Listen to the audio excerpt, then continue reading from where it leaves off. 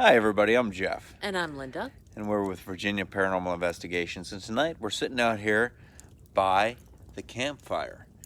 And believe it or not, this is what we do on our nights off. Right. When we're not out investigating, we're hanging out by a campfire in the backyard of the house. Yeah, talking about ghosts and spirits and the meaning of life. Right, and endeavors and VAPI and such. Yeah. And it's been a little bit since we've posted. I mean, we're at a point where we're posting a couple videos a week. Right. Every other week here and there, and then every week, and now it's here and there. And there's been a few things that have come up that have kept us from investigations, but believe me, we still have the cases rolling in, a lot of them. Yes. It's just getting to them now. There's some things that come up that kept us from getting to them. Yeah, and really just childcare issues. We have to say, you know, your family really has to come first. Absolutely. Your family 100%. has to come first. And childcare issues are one of those things where if you don't have good childcare, you can't go out and investigate. Can't do anything. No. And Will is over in Japan. He took a job that sent him. Yep, he sent him over to Japan. So he's been over there for some time. We miss him. Yep, we do. And our other Will, we miss him too. He's been very busy with work and some stuff that happened personally. Yep. So we do still have these investigations coming in, like I said, and we have every intention of getting back out there very soon to do them. We talked about doing some pub table videos, which we definitely want to do. Yeah.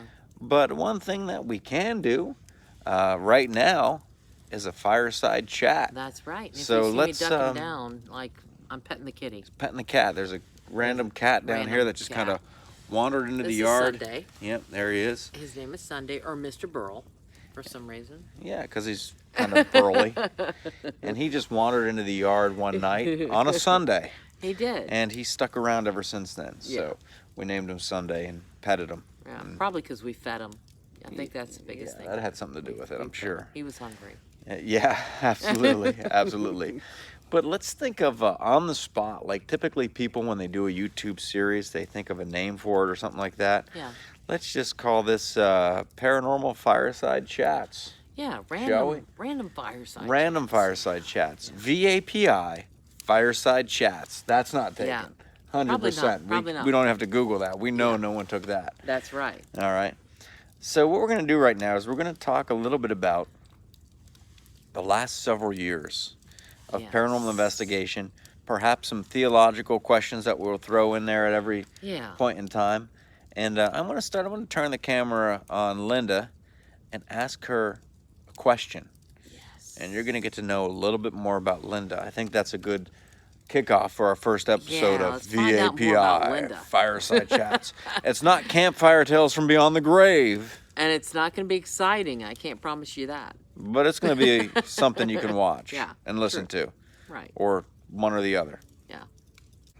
All right, so Linda, one thing that a lot of people are going to ask and always have asked is at the moment that you decided to contact VAPI and say, I want to be a paranormal investigator too. Right. What was going through your head? What prompted you to reach out to whoever the director of VAPI was at that point in time and say, I want to be a part of this? And keep in mind, ladies and gentlemen, at that point in time, I mean, I'm not saying our YouTube channel has a lot of subscribers now, but back then it had far less. So to even come across a VAPI video was something that only people who were dedicated to the paranormal did. You know, it was so meant to be, the way that it occurred. I was in a situation where I was in a bad relationship for many years, for 19 years. And since I had been 19 years old. And it was one of those situations where I had come to this culmination, this point in my life where I decided that I had to do something that was for me, specifically for me. No one else, something that I wanted to do. And because my father was so much into the paranormal when he was, when I was young, for as long as I can remember, I would hear stories about Bigfoot and aliens and ghosts and And I spent a lot of time on the back of his Honda Goldwing motorcycle, touring around these back roads and looking at these abandoned houses and looking at these old Civil War graveyards that he would take me to. There were places that I can remember in the state of Virginia that I wish I could find again. My father is now probably close to 80 years old. And he's at an age now where he can't really remember where he took me. But I remember going to this old church that was way back in the woods. The roof had been burned out many years before. And the only thing that was remaining was this stone walls, partial walls of this old church. And there were so many places like that that I can remember, so many things from my childhood, from riding around with him, and him talking about, when we get to these places, talking about who lived here, what were the people like that lived here, and you know I wonder if there's ghosts here, was something that he would always say. And that kind of intermixed with the fact that I wanted to do something for myself, specifically for myself, was part of the thing that led me to that point. Another thing was the experience I had that many people may have already heard off of Cook Road in Yorktown. Whenever I wanted to think about life and think about the meaning of life, I spent many years down there overlooking the York River and looking out and trying to figure out what true life was about, what the meaning of life was about. It was always down at the York River. And so I had gone down there at the end of this really bad relationship and had driven down Cook Road at about 10 o'clock at night. And it was after a really bad argument, and I knew that the relationship was at an end. And I come to this point where there's this old national cemetery off to the right-hand side of the road. And we always called it the Confederate Cemetery. And I never really thought much about the name. I just kind of assumed that it was because there was Confederate soldiers buried in that cemetery. And when I got to this entrance, it's one of those cemeteries that has a building in the very center, in the very front, and it's usually a brick structure of some sort where some caretaker used to stay. And I got to that point, and there was a man standing by the side of the road, right where the driveway would come out of this place. And he's in this full dark uniform, this like navy blue uniform with a single row of brass buttons down the front. And I remember my first thought was, who is this idiot? Like trying to hitch a ride out here in the middle of the darkness. Nobody ever walked up Cook Road. Cook Road is a very dark historical road, many trees growing on the side of it. That's really all the only thing you would ever see would be trees and deer. And it's one of those places where you don't see hitchhikers. You don't see people standing out by the side of the road. In all the years I'd been down there, never seen one person standing by the side of the road. But yet there was this person that night, and he was dressed like that, had this big white, what I interpreted as a turban. And if you've seen the movie Annie from the old days, Punjab had this white turban on, right, that he would wear. Or Haji on Johnny Quest. Okay. Yeah, I can relate see, to I don't that. remember Haji, but I remember Punjab from Annie. And at one point, he unfurled this thing and let it down a window and, foiled this plot of the spy against Daddy Warbucks. And So this guy was kind of like Rapunzel, only with a turban. there you go. Like, climb up my turban. Yeah, and- climb up my yeah. turban. Yeah. It was this whole thing, right?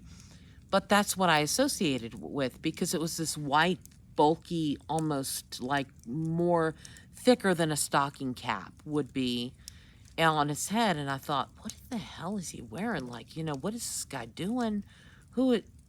And my headlights hit him in just such a way that I could see his uniform, and I could see him standing there, and he's standing there with his arms by his side, and he's got his head cocked, a little bit to one side, and he's staring straight at my headlights. My at the time I had a Lincoln Continental, a 2000 Lincoln Continental, champagne gold, and he was standing there staring at my headlights coming at him, almost in a little bit of a curious stare, like, what in the world is this that I'm seeing? And I come upon him, I pass him, and just as I pass him, I start to lean a little bit so that I could watch him in my rearview mirror, so that I could get a good perspective of this person standing there. And as I pass him, I look back and I realize that there's nothing there. And I get down just a few hundred feet to the end of this road where it forms a T with Ballard Road in Yorktown, and I whip a quick U-turn because I knew that I'd seen something strange. I needed to go back and see what this person was doing. If it was a person, why was he there? Was this person actually there? It was something that would just kind of stuck in my mind, like, this is strange. And as I went back, there was nothing there. And mind you, this is a place where nobody could have run away from within a certain period of time that it took me to get down to the end of the road and back. There was no way this thing could have ever been anything but paranormal. And at that moment, I called my dad. I said, Daddy, you're never going to believe what I just saw. So this experience sort of is another thing that lent me to pursue this. I said, hey, this is something that I've been out kind of doing amateur ghost hunts since I was 17 or 18 years old. Seen quite a few things that I could say I couldn't explain, okay? But never seen a full apparition. Never seen something that I could say, hey, that was a ghost. And my dad said, look it up online, look at his uniform. What you saw was a Union soldier standing by the side of the road with a head wound. And I said, a head wound? Like, wouldn't he have a single layer of bandage around his head or something? And of course, my dad said, no, he would have had layers and layers and layers of white bandage wrapped around his head in such a way that it probably would have looked like a turban. So sure enough, I looked online. This was a Union infantryman with a single row of brass buttons. And at that point, I said, Daddy, we call this the Confederate cemetery. Like, there's no Union soldiers buried there, is there? And he says, actually, there are Union soldiers buried there as well as Confederate. He said this is one of those places where they buried both types of soldiers in one place. And I was amazed because I never knew that. In all the years I'd lived there, I had no idea that that there were Union soldiers buried at the cemetery, or that even really any had died nearby at that spot. And that's what lent to the experience. But that in and of itself, I went home that night and I Googled paranormal investigation teams in Virginia. And the first video that popped up on the first Google page was Jeff's video. If you haven't seen it, you have to look it up. Perhaps I can link it at the end of this video. Right. This was a video where you were auditioning. Yes, there was a show. It was a show called Surviving the Paranormal that had contacted us. And we always get inquiries from, like, paranormal shows, but this one sounded interesting. Yes. And these producers were working on this show where basically they take your team and they drop you off in the middle of nowhere. Right. And they say you need to survive and investigate for Bigfoot. Right.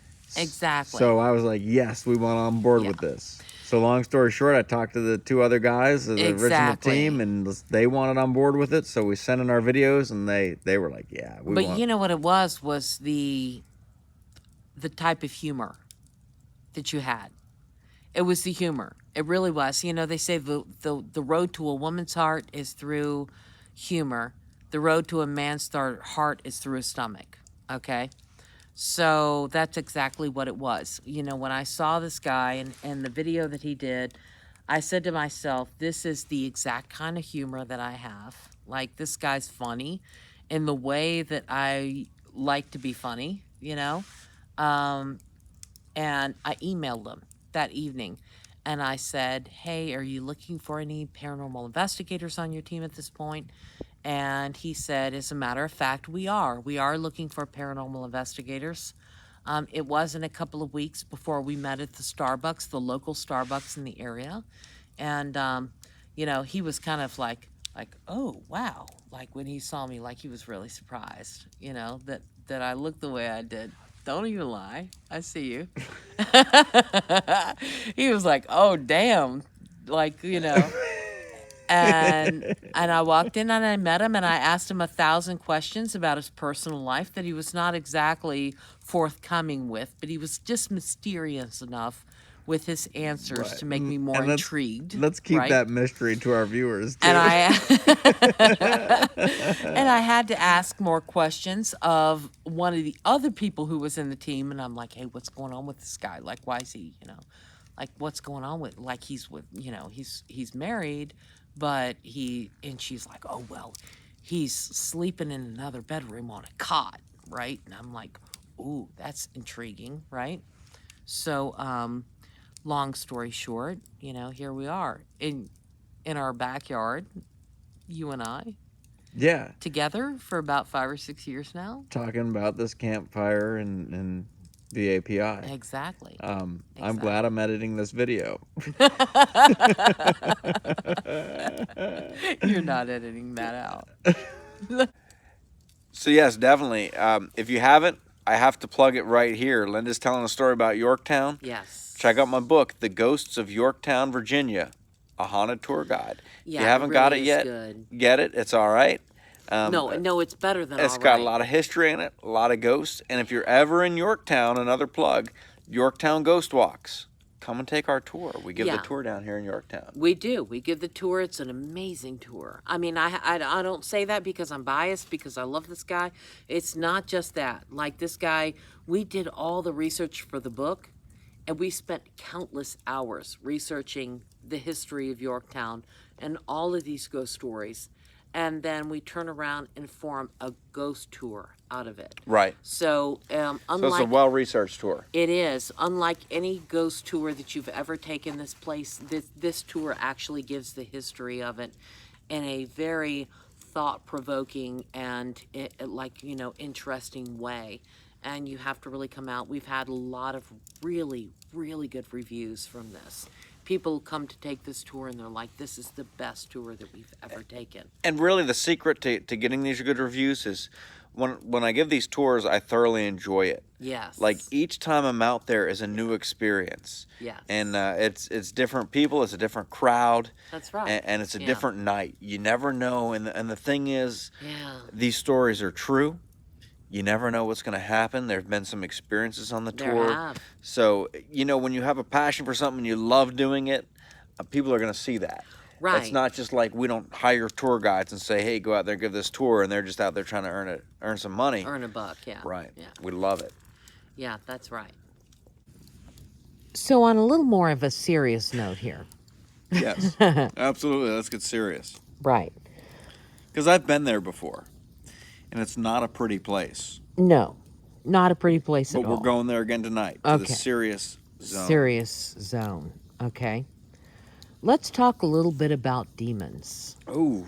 That seems to be one of the things that is more of a popular subject nowadays. Okay. People want to know about the nature of demons. People want to know how these things infiltrate your life. People want to know if the nature of demons is exactly what you see on shows. Because some of the more popular shows, like The Haunted, okay, these things are saying that these demons throw people up against walls and they're constantly scratching people and they're growling at people. What has your experience with demons been? And what do you take away from those experiences? Well, first and foremost, I got to throw out there once again, I'm editing this video, and it's good because I can edit out all the time that it takes me to think of a response to this question. But that being said, I gotta say initially, and I've said this before, you've heard me talk before, Satan, his greatest weapon is deceit. It's making people believe that he doesn't exist. That's one of his great deceits. Uh, he doesn't want, or deceptions, I should say. He doesn't want people to know that he exists. So you're not going to see typically people crawling across the ceiling, spitting pea soup. Because Right. one video of something like that surfaces, and people are going to know that Satan's out there, and they're going to want to equip themselves one way or another to fight them. That's true. He wants you to think that he doesn't exist, for one. Demons slowly work their way into people's lives. And there are numerous things that can bring demons into our lives. This isn't something that God wills. It's not something that God sends upon us.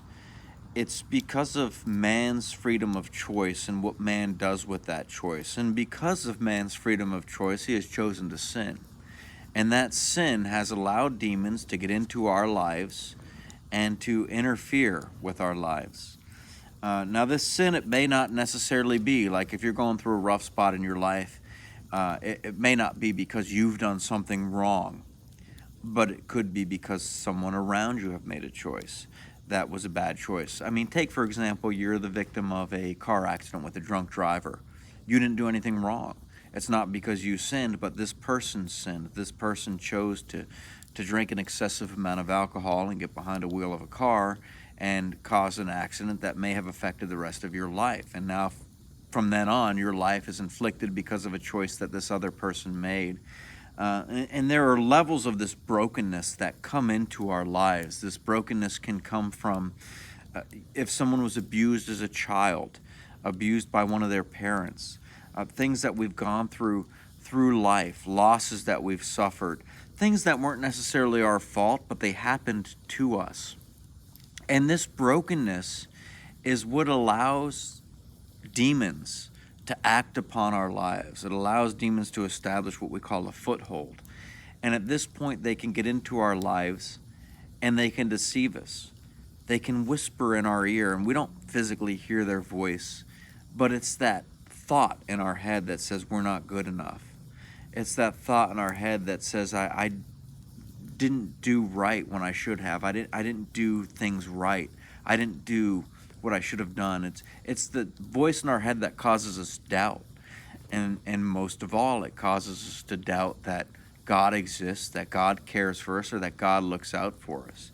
Because what demons really want us to do is separate ourselves from God. And the further we come from God, the more control they can have over our lives. And when a demon is oppressing us, it can cause us to feel isolated from others. And that's what they'll do. Yeah, these people will experience scratches. They will experience paranormal activity in their house. And it's often coupled with a partner that doesn't believe what they're experiencing. And that's because their goal is to isolate us. They don't want us to have any lifelines. They don't want us to have anyone to offer support. They certainly don't want us to have God. They want us to feel alone in our suffering. And at that point in time, they can full on attack us and eventually possess us. And what their ultimate goal is to bring our soul from the grace of God to the fiery pits of hell. So yes, demons are real. They do exist. And perhaps many of the ghosts, many of the things that we perceive as ghosts. And I'm not one of those people that immediately walks in and says there's a demon here. When I came into the paranormal field, and since then I've had an open mind, an analytical mind, thinking with a law enforcement manner, and things that I've seen work, I've held on to, and things that I've seen fail, I've pushed away. These demons, they are real. And they do affect our lives. And some of the spirits, some of the things that we perceive as ghosts may very well be demons. I'm not saying all of them 100%, but I'm saying many of them. Especially the ones that you see appear as children. Demons will often target children because they are so naive. They see the spirit of a child, and some of them don't know enough to be afraid of it. They think, oh, this is another child. Let me play with this child. They don't have the concept of ghosts, and this shouldn't be happening. They may even refer to this as an imaginary friend. And this is just one example. I've seen this in several cases where a demon has approached a child, befriended the child, and the next thing you know, they have the child crawling out their window onto the roof, telling them to jump off. These demons, they do exist. It's not like you see on TV. And I will tell you from firsthand experience, I've had a lot of experience with TV shows. They want a story. They have a story writer. They want views. They want entertainment. And I'll tell you right now, if I was out for entertainment, this channel would have 1 million subscribers and I'd be making a living off the paranormal. But I'm not out for entertainment. I'm out for the truth. And the truth is, it's not like you see on TV. It's much more subtle, and it's very scary when you see how they work in your life and how under the radar they can move, and the problems that arise when they do come into your life. Well, thank you everybody for joining us for this fireside chat. We want to bring you a little bit of content in our times where we're not really getting out there and doing as much. Yes. I got to tell you, Linda mentioned earlier how much we've lived in the past 5-6 years. Yes. With doing these investigations, and we will be back out there before long. Yeah. But in the meantime, we're going to be bringing you discussions and whatever we can.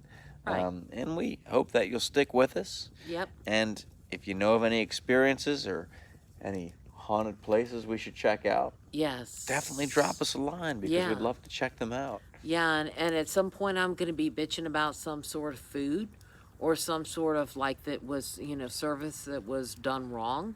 So I guarantee you, I'm going to be back out there complaining about things. Yeah. And Absolutely. voicing my opinion when it probably shouldn't be voiced. Gas grubbing ghosts. We just had one not too long ago. We had an investigation that we're going to be posting from that gas grubbing ghost. Yes. We also had an investigation that isn't going to be on YouTube. That was a very interesting one. So we are doing those as well. And keep in mind, if you know anybody that needs an investigation or whatever, we do keep them private. We don't. Everything we do is by far a portion of what we do is on YouTube. Right. It really is. There's so many investigations that we've gone to and have not released any video from, because it was the client's wishes and we kept it perfectly private. Yes. But I hope you'll join us. We'll probably have another one of these next week, these fireside chats. Yeah. We really will. Maybe it'll be posted Sunday night. If this one's posted Sunday night, the next one probably will be. Yeah. We haven't even thought that far ahead yet. This is a spur of the moment thing. Spur of the moment, completely off the cuff. Absolutely. And we got some cool things planned for the summer coming up here too. Yeah. But I'm Jeff.